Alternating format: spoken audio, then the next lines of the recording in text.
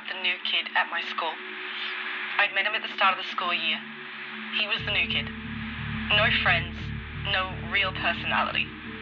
At first glance, he was just a quiet, lanky thing with pale skin and a messy mop of black hair. His name was Elliot. I remember thinking he looked kind of sick, like he hadn't slept in weeks. He always had these dark circles under his eyes, and he never blinked enough. But he wasn't weird, at least not in the way the people at school thought. He was just awkward. He laughed a little too late at jokes, stayed a little too long, but I didn't mind. I was nice to him, talked to him when no one else would. And that was my first mistake. He latched onto me fast. He started waiting for me outside my classes, ate lunch at my table without asking.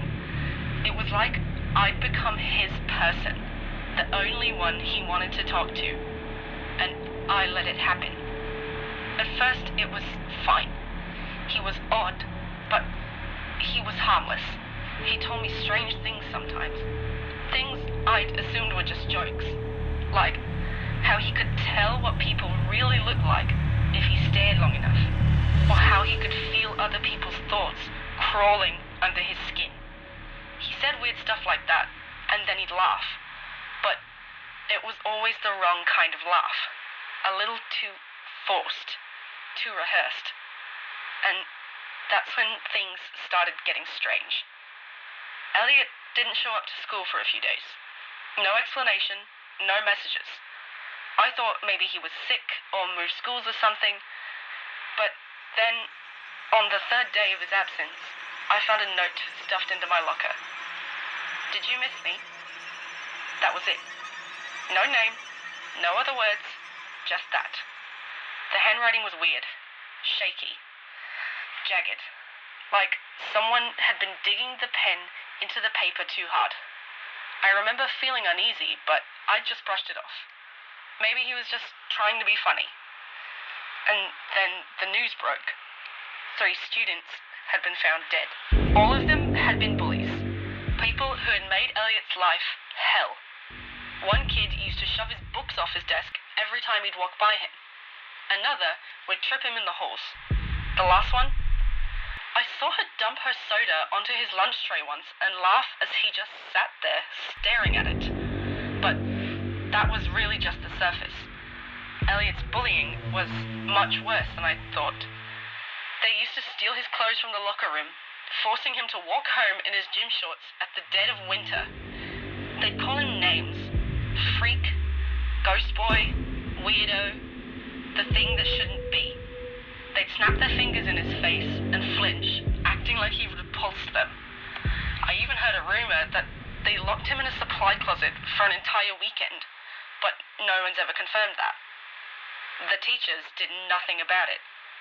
And now, those bullies were dead, murdered, and the way they were found, their faces were gone, just clean, peeled off skin where they should have been, like masks torn away. The school was in chaos. Everyone was freaking out. But the teachers tried to keep things normal, like we could just sit in class and pretend that 3 of our classmates hadn't been butchered. And that's when Elliot came back. I was in the hallway when I first saw him. He was standing outside the gym, just watching people. He looked different. His posture was straighter, like he'd somehow gotten taller, and his lips curled into this weird little smirk when he saw me. That was the first time I'd ever felt truly scared of him. And that's when the screaming started. The teachers sped past us, running into the gym. More screaming. Someone threw up in the hall. I followed the chaos, not knowing what I'd find, but I knew it was going to be bad. And it was. Elliot was standing in the middle of the gym, and he was wearing their faces.